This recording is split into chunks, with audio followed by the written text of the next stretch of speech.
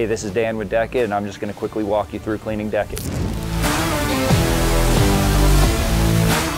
So one of the amazing things about DEKit is that since it's a closed cell material, it actually cleans up really easy. So really what you need to do for the most part is just spray it off. Using high pressure water works great. If you need to, a medium bristle brush and some mild detergent, you know, just like you would any other deck. But for the most part, stuff sprays off pretty darn easy with DEKit. So, you know, blood, guts, wine, you name it, take a little pressure to it and you'll see it kind of comes right off. Again, that's just one of the benefits of the closed cell foam. It's going to rest on top of it, and usually with just a little bit of high pressure water, it's going to come right off. Sometimes you scrub it a little bit afterwards. That's all it really requires. Super easy.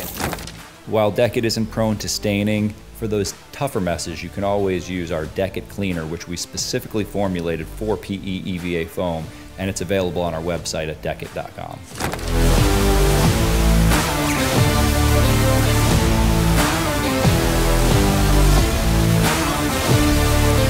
DEKit has got more sturdy, and I can see when I wash it, it just comes right off.